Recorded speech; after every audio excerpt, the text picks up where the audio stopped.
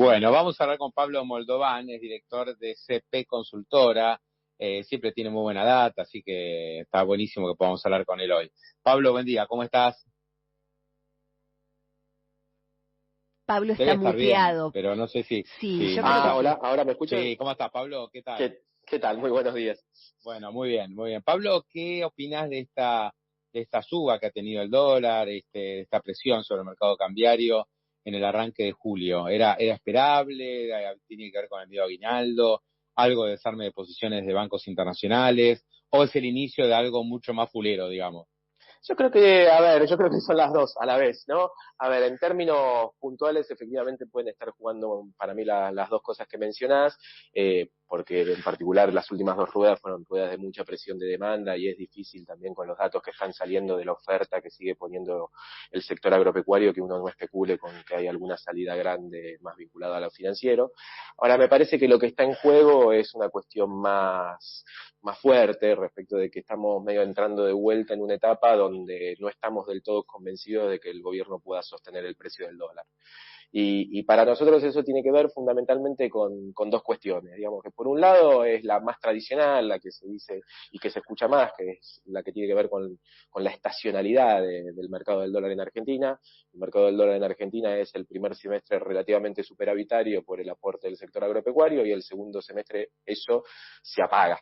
Y efectivamente en la medida que nos acercamos a la parte del año donde la cosa se pone un poco más peluda, la expectativa de que el dólar vaya un poquito para arriba empieza a hacerse un poco más fuerte.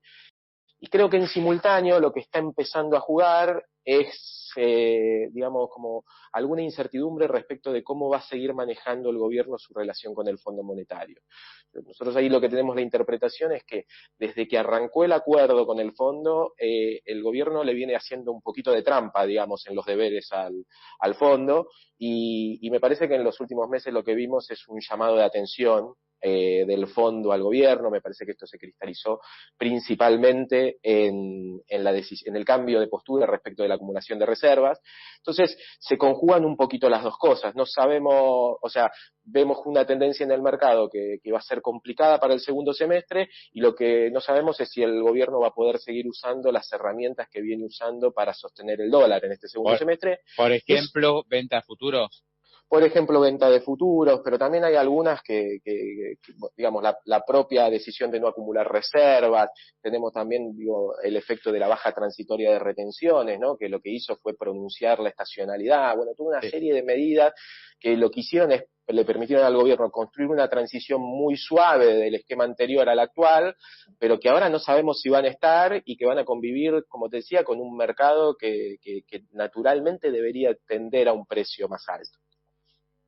Sí, sí, vos tenés, mira, estoy viendo el adelanto del presupuesto 2026 que el gobierno está enviando al Congreso, y ahí figura un precio de dólar de fin de año 2025, o sea, lo que primero está haciendo el gobierno es decir, mira, nosotros vemos que el 2025 termina así para después calcular el 2026.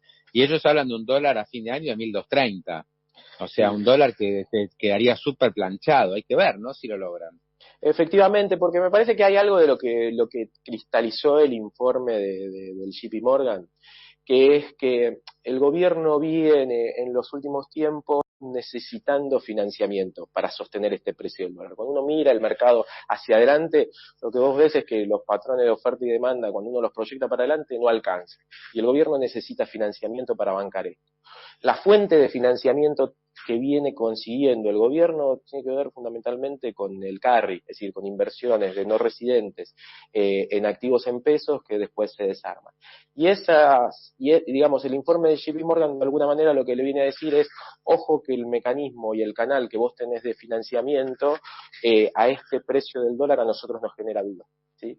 Esto parece medio complejo, pero en el fondo un poco lo que se está empezando a armar es la idea de que el mercado, que es el que financia este precio del dólar para el gobierno, le está empezando a poner como una suerte de veto, o por lo menos una señal de alerta respecto del precio del dólar.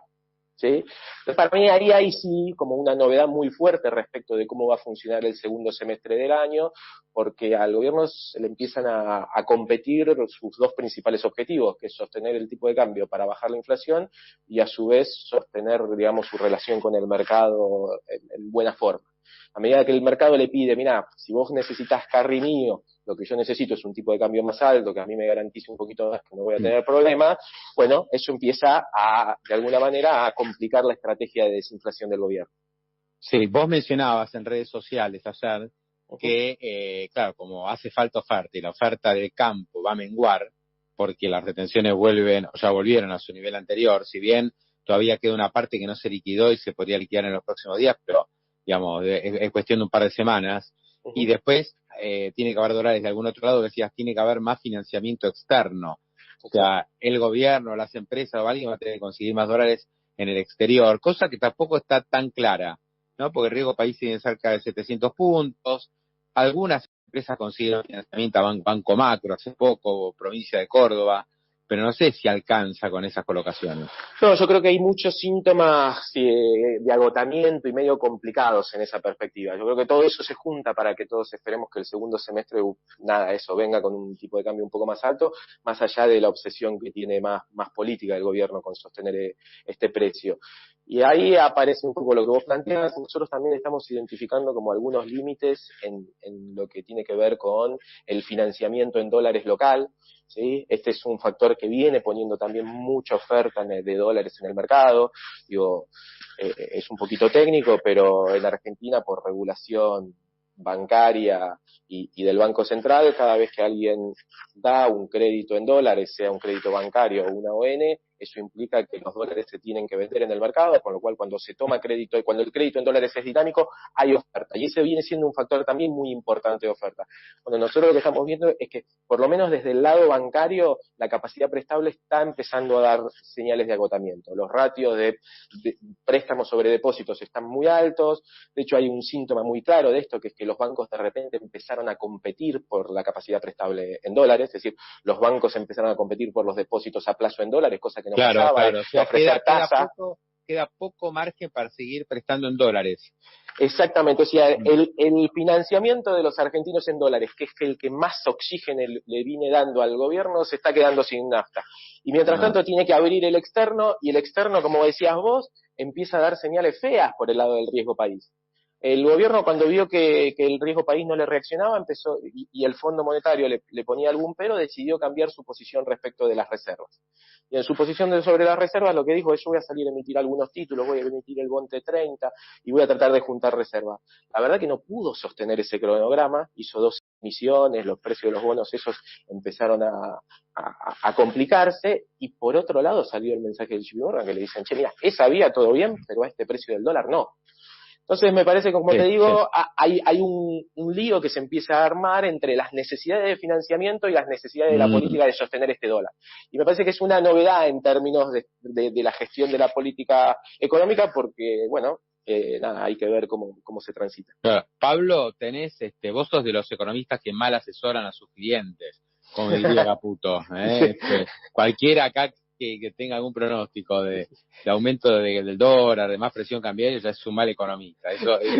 Eso lo decretó el ministro Caputo. Entonces, a ver, le pregunto al mal economista Pablo Moldován, ¿hay algún pronóstico de tipo de cambio del próximo trimestre, digamos? ¿Es posible hacerlo? Mira, para mí, yo lo que soy es como, yo creo que estamos entrando en una etapa de definición muy, muy fuerte, y que va a depender fuertemente de lo que haga el Banco Central y la decisión de política del gobierno. Yo creo que con el préstamo, con el fondo, el gobierno tiene liquidez en dólares para sostener este precio. Ahora, salir a vender los dólares del fondo para vender este precio, yo creo que tendría un costo en términos financieros, en términos de reputación en el mercado, en términos de sacrificio de capacidad de pago de la deuda, que le va a traer muchos dolores de cabeza, ¿sí? Entonces me parece que lo que estamos esperando la mayoría es terminar de ver si el gobierno de alguna manera va a priorizar a tal punto la desinflación como para llevarse puesto un poquito la relación con el mercado. Si eso no pasa, yo creo que tampoco el esquema de lo que está pidiendo es una corrección tan grande. Me parece que eso es una corrección que tranquilamente se puede procesar dentro del esquema de bandas, y creo que incluso en la medida que el tipo de cambio se acerca un poquito al techo de la banda, las variables financieras empiezan oxigenar, porque ahí ya en el techo de la banda, nada, el seguro de cambio lo ofrece el propio techo de la banda. O sea, la pregunta, Pablo, entonces es la siguiente. A ver, ¿a qué precio, que eso vos no tenés respuesta y yo tampoco, ¿a qué precio el JP Morgan vuelve al carry trade? Esa es la pregunta. Porque las tasas de interés, la tasa de interés, que hoy escribí una nota en Infobae sobre esto, son altas. Son altísimas. Estamos con tasas de interés reales, al estilo Brasil, nunca había pasado en Argentina. Entonces nuevo, que estemos pagando tasas 10, 12 puntos arriba de la inflación anual, ¿no?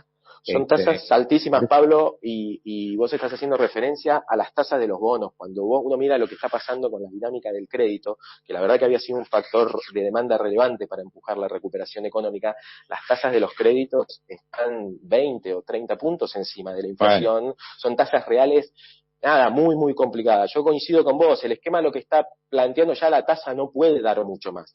Acá lo que se necesita para reactivar ese carry es alguna forma de certidumbre cambiaria. Y esa certidumbre cambiaria se construye más cerca del techo de la banda.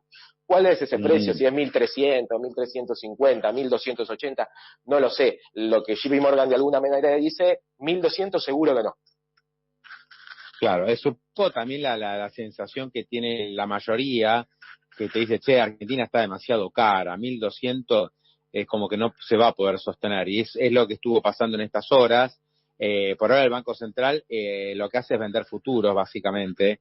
No sé si vende bonos para tratar de controlar el dólar MEP por contado con liqui, que es otra manera de intervenir indirectamente, porque lo que no hace es vender dólares en el mercado contado, pero todo lo demás lo puede hacer, y lo estuvo haciendo, lo del dólar futuro lo estuvo haciendo. Hay que ver hasta dónde quiere llegar con eso, ¿no? Sí, a ver, mira, por lo pronto, futuro tenemos confirmado, lo que vos decís de vender dólares en el mercado financiero, por lo menos los datos de mayo dicen que no operó ahí, no. por lo menos el Banco Central, ¿no? Sí puede haber operado la ANSES o algún agente financiero público. Efectivamente, ahí hay un punto. Sí, me gustaría marcarte respecto de los futuros, que es que tampoco vimos de vuelta un volumen y una intervención tan fuerte como la que vimos el 7 de mayo, que fue medio un día icónico respecto de lo que hizo el Banco Central. Eso. Me parece que yo interpreto de los movimientos en futuros del Banco Central es que efectivamente está activo, que cada vez que el tipo de cambio se está yendo, se pone activo en el mercado de futuros. De hecho, las últimas 2 ruedas estuvo activo y da la sensación de que no le alcanzó para contenerlo, pero ya no vende bestialmente como vendió aquel 7 de mayo. Y yo intuyo que probablemente eso tenga que ver también con algún pedido o alguna restricción del fondo. Sí. Bueno, vamos a ver entonces cómo sigue esta película. Ayer viste que el dólar tocó 1.255, después bajó 10 pesos, aflojó un cachito al final con intervenciones futuros. Yo creo que el central venda futuros, impedírselo es como decir un jugador que no cabecee, ¿no? Es una herramienta que tiene el Banco Central. Hay que ver hasta dónde se usa esa herramienta. Exactamente. Yo creo que ahí está el problema. Generalmente uno lo que sabe es que es una herramienta que el fondo te limita. Entonces que vos podés usarla hasta un determinado nivel. La verdad que, por lo menos en nuestro análisis, era bastante complicado y sigue siendo bastante complicado que el gobierno esté usando la herramienta en esta parte del año, porque se las debería guardar para el momento complicado. Es decir, si vos vendiste 2.000 millones de dólares de futuros y tenés una exposición máxima que puede llegar a 5.000, 6.000 por un acuerdo con el fondo, la verdad que preocupa la capacidad de intervención que vaya a tener en la segunda parte del año. Después, sacando eso, yo coincido con vos que la verdad que esperar que nada, ¿no? Implicaría además también mucha volatilidad en el mercado. Es una herramienta que sirve y que de hecho en la medida que el gobierno la empezó a usar permitió bajar la volatilidad del dólar, que es relevante. Yo creo que lo que está fuertemente en discusión es si hay que usar esa herramienta para sostener este precio, ¿no? Que como vos decías, la verdad que cuando uno lo mira desde el lado de los flujos reales tiene pinta de que no cierra medio por ningún lado. Claro, tu sensación es que el dólar hacia más cerca de 1.300 te cierra más que de 1.200. Esto es un poco lo que intuyo de esta charla. Totalmente. A ver, déjame también plantearte lo siguiente. Yo creo que lo que tenemos que hacer es cambiar un poquito la lógica con la que pensamos el esquema. Nosotros venimos de Argentina de muchos años de cepo cambiario y muy acostumbrados a pensar el equilibrio del mercado del dólar en torno a los flujos reales. Yo creo que este esquema cambiario se puede acomodar en un precio que igual para los flujos reales, es decir, para las importaciones, para el turismo, sea barato, pero que fundamentalmente lo que necesita es un dólar que traiga financiamiento, ¿sí? Entonces, para mí, naturalmente, más cerca de 1.300 o incluso un poquito arriba de ese nivel, la banda superior del esquema empieza a funcionar como un seguro de cambio, activa las operaciones de carry financiera y te puede sostener el esquema durante un tiempo más allá de que quizás el dólar sigue estando en términos históricos barato para viajar a Brasil o para comprar importaciones o para atesorar.